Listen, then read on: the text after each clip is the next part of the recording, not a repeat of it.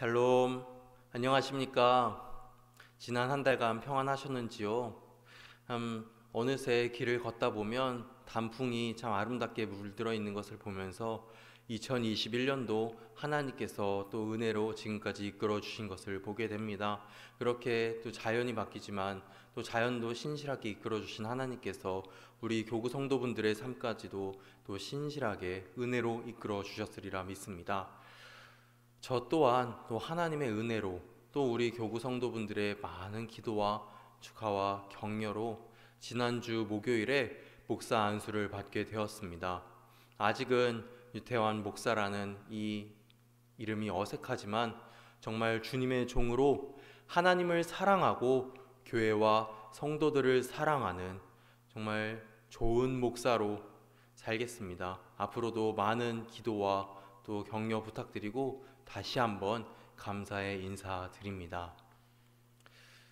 오늘 또 월요 만나에서 또 하나님의 은혜 말씀에서 하나님의 은혜를 살펴보려 하는데요. 오늘은 욥기에서 하나님의 은혜를 살펴보려 합니다. 오늘 본문 욥기 8장 1절에서 7절까지의 말씀입니다. 욥기 8장 1절에서 7절까지의 말씀을 제가 봉독하겠습니다.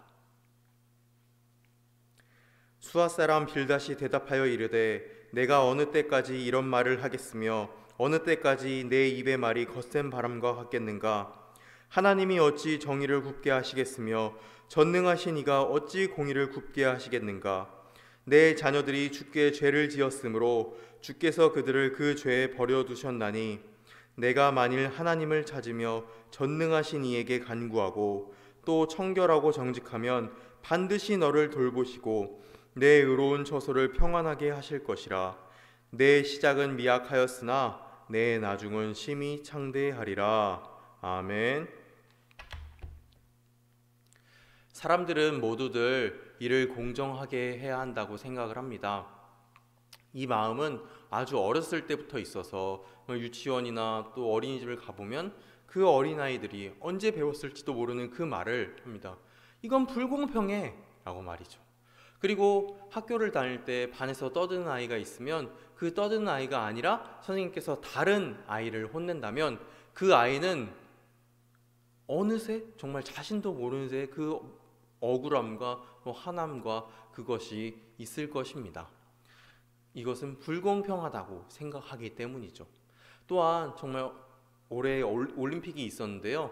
올림픽 때 또 불공평하게 심판이 레드카드나 옐로우카드를 주는 것을 보면 특히 우리나라에서 그런 일이 벌어진다면 우리는 다 같이 분노할 것입니다. 그리고 다 같이 생각할 것입니다. 이건 불공평해 라고 말이죠. 이렇듯 우리는 이 세상은 정의롭게 돌아가야 된다고 생각하고 하나님 또한 그리하셔야 된다고 하나님 또한 정의로운 분이라고 생각을 합니다.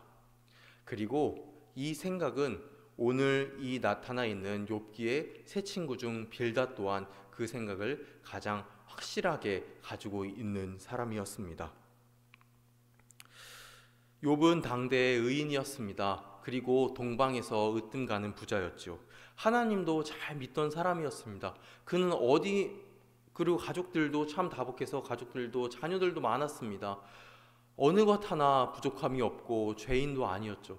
그러나 그는 사탄의 시험을 받게 됩니다. 그리고 자신의 재산을 다 잃고 자신의 가족들도 다 잃고 건강하게 했던 자신의 육신 그 건강까지도 다 잃게 됩니다. 지금 제가 짧게 말했지만 욥은 얼마나 정말 그 마음이 무너지고 얼마나 슬펐을까요? 정말 보통 사람이라면 견딜 수 없었을 것입니다.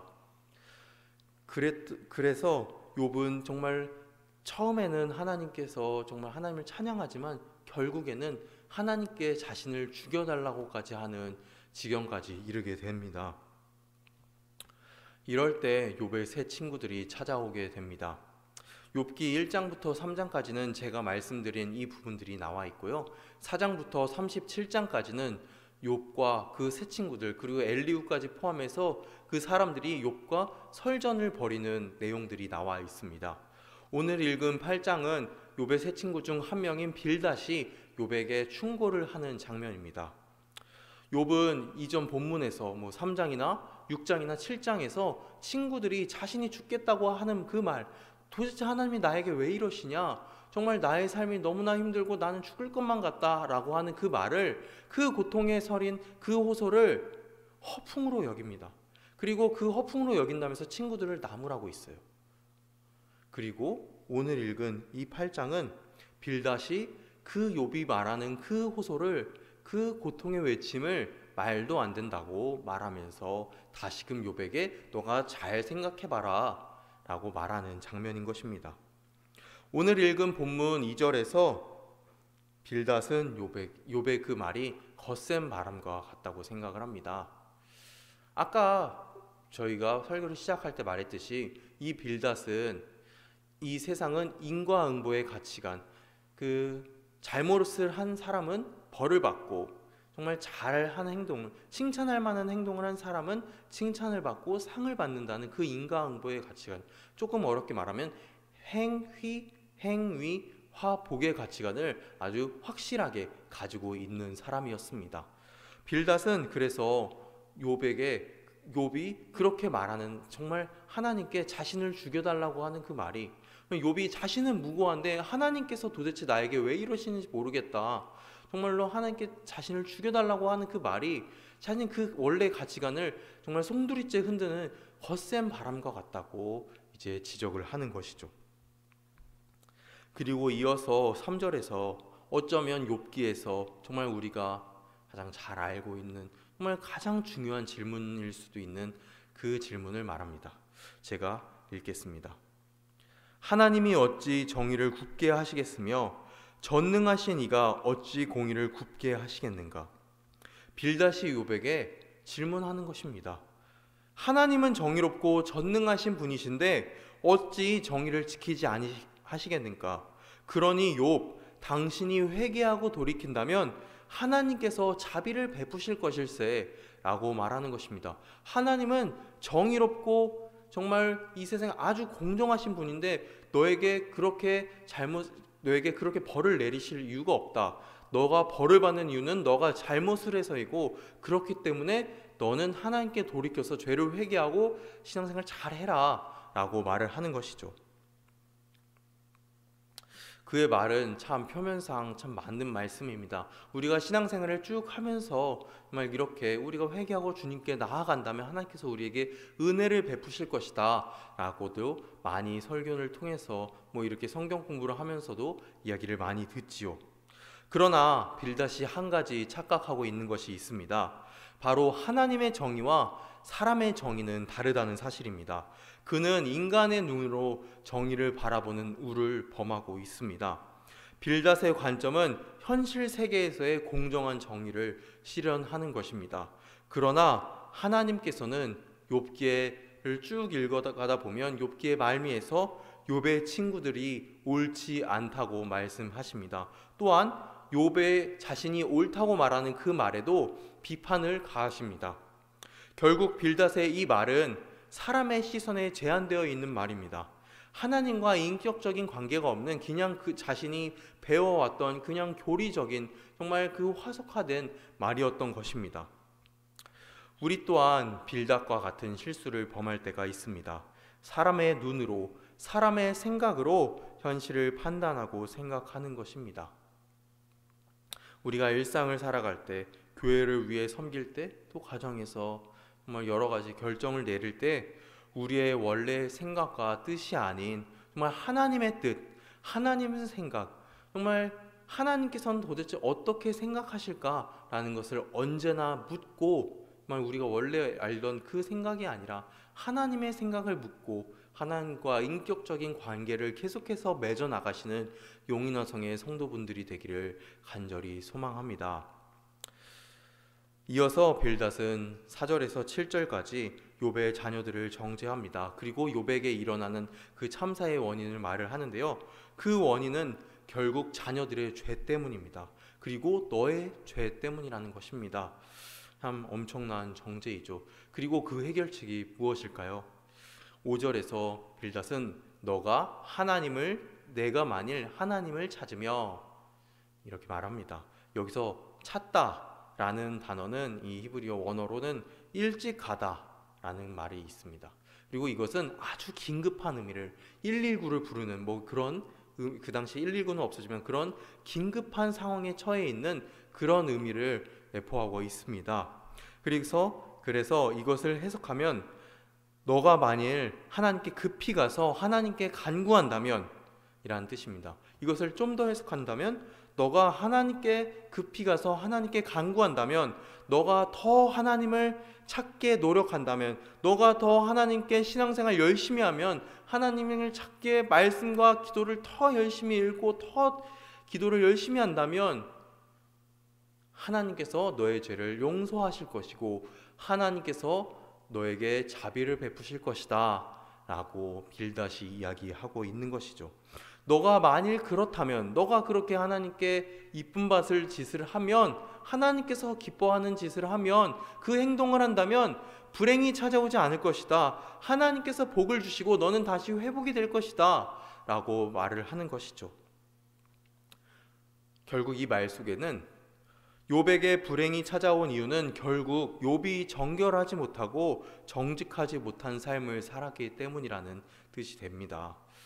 네, 이 말 또한 맞습니다. 우리는 이 말처럼 언제나 하나님 앞에서 정결해야 합니다.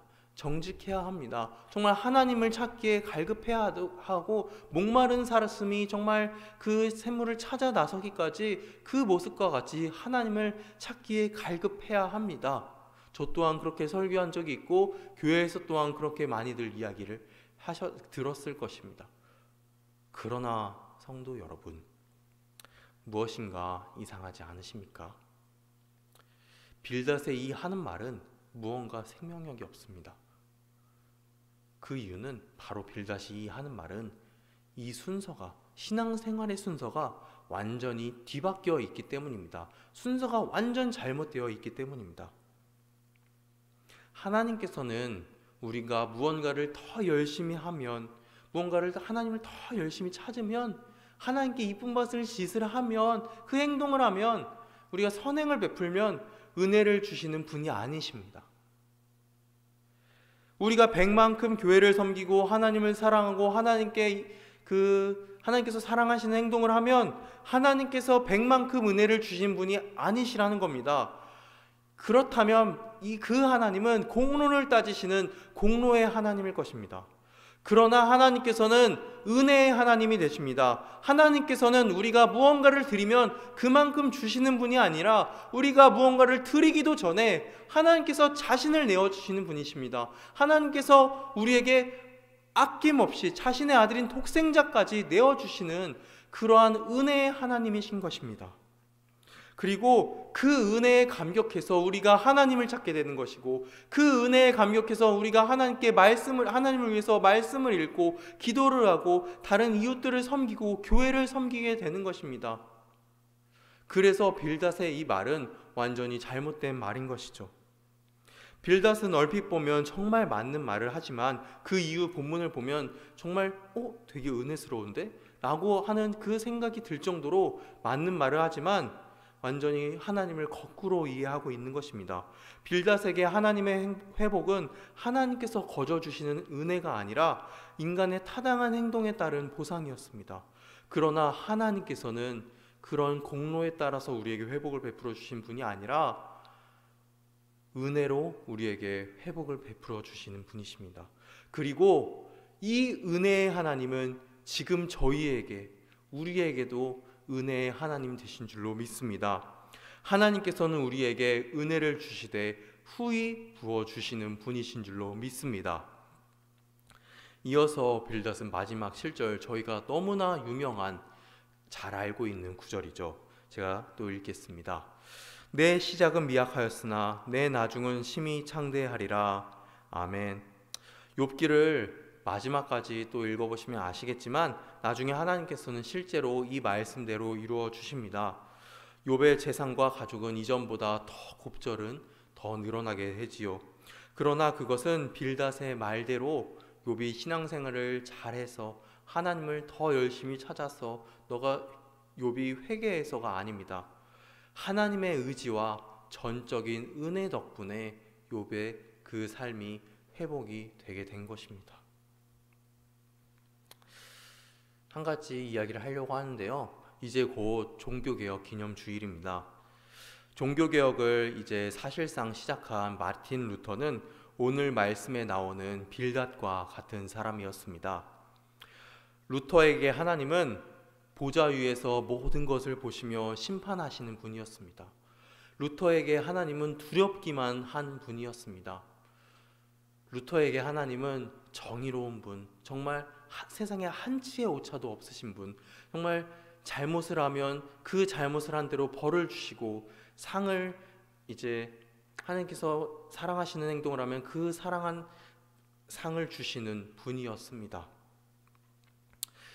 결국 루터에게 하나님은 사람이 잘못을 하면 벌을 받고 공로를 행하면 구원을 주시는 분이었던 것이죠.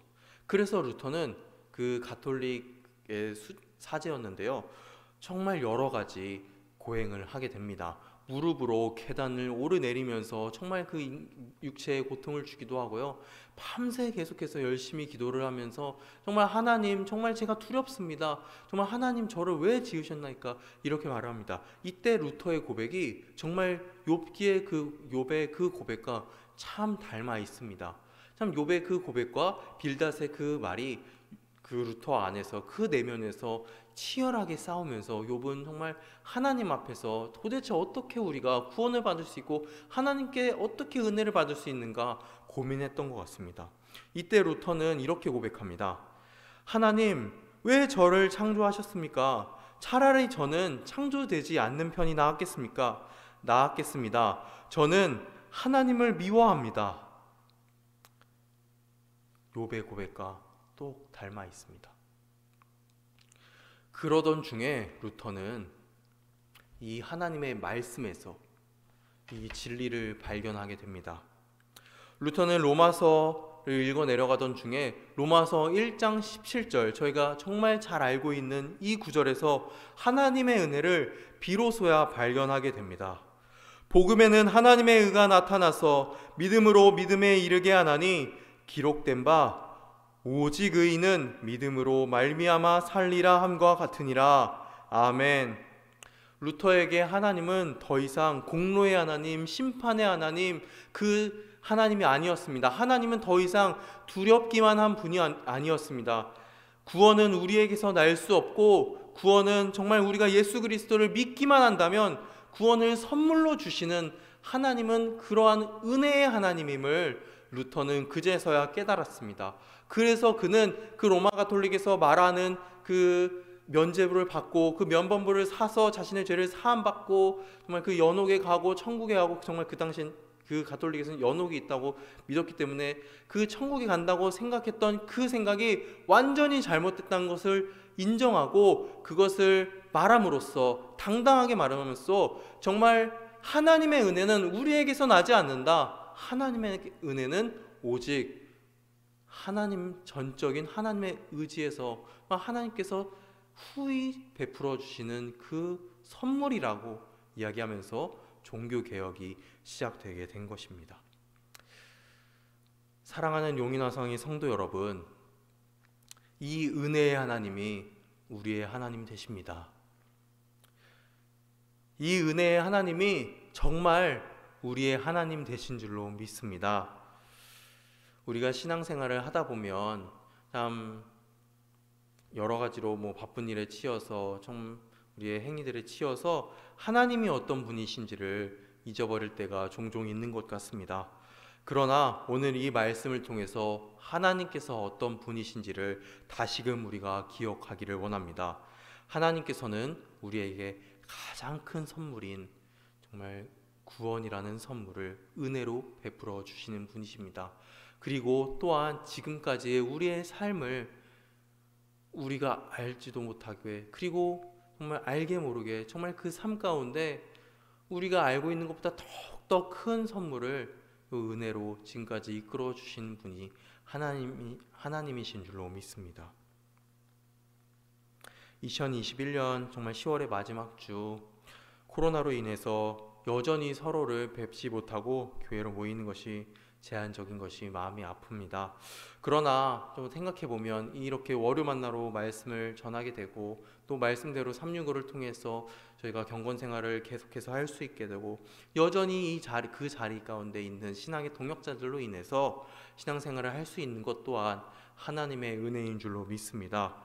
우리 용인화성의 성도님들 그 삶의 모든 각자의 자리 가운데 주님께서 또 은혜로 이끌어 주셨고 또 앞으로의 그 삶의 자리 가운데도 이끌어 주시리라 믿습니다. 참 비록 우리의 정말 그 세상의 소망들이 다 사라져 감에도 정말 주의 사랑은 끝이 없기 때문에 주님의 은혜로 우리의 모든 살아가는 순간들이 선물임을 믿으시기 바랍니다. 우리 하나님, 은혜의 하나님임을 다시금 기억하고 우리 성도님들의 삶이 은혜의 삶임을 다시금 깨달으며 주님께서 주시는 그 선물들을 다시금 돌아보면서 우리 하나님께서 주시는 넉넉한 은혜로 이 한 달을 또 살아가시는 우리 모든 용인화성의 성도님들 되시기를 간절히 축원합니다. 기도하시겠습니다. 신실하신 사랑의 하나님 아버지, 하나님께서는 은혜의 하나님 되신 줄로 믿습니다. 주님, 저희는 정말 아무것도 할 수 없어서 하나님께 정말로 이쁨 받고 사랑받기 위해서 정말 여러 가지 행동들을 합니다. 주님, 그러나 하나님께서는 그러할 필요 없다. 내가 너희를 먼저 사랑한다.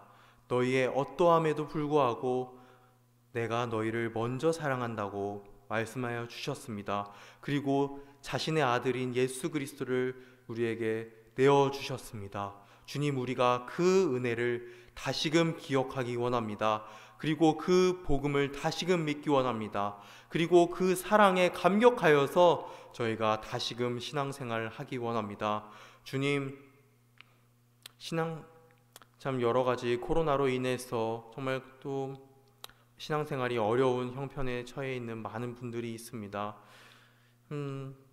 여러 가지로 믿기가 어려운 그 상황들에 처해 점점 시대가 변해가는 것 같습니다. 주님, 그러나 여전히 하나님께서는 우리에게 은혜 베풀어 주시는 분이심을 저희가 기억하고 그 은혜에 감격하여서 저희가 신앙생활을 더욱더 정말 하나님을 사랑하고 교회를 사랑하는 우리 성도님들 될 수 있도록 도와주시옵소서. 정말로 각자의 삶의 자리에서 하나님을 찾기에 잊지 않도록 도와주시고, 혹여 정말로 몸이 아프신 분들이 있다면 주님께서 그 환우분들을 꼭 기억하여 주시고 주님께서 그 치유의 손으로 만져주셔서 어서 속히 일어날 수 있도록 도와주시옵소서. 그리하여서 주님께 영광 올려드릴 수 있고 정말 주님께서 하셨다, 주님께서 나에게 치유를 베풀어 주셨다, 그렇게 고백할 수 있는 모든 정말 용인화성의 환우분들 될 수 있도록 도와주시옵소서. 그 사업장 가운데, 그 가정 가운데서 정말 주님께서 또 형통함의 복을 내려주시고 하늘의 신령한 복으로 언제나 또한 함께하여 주시옵소서. 언제나 우리에게 사랑으로 먼저 다가와 주신 예수 그리스도의 이름으로 기도드립니다. 아멘.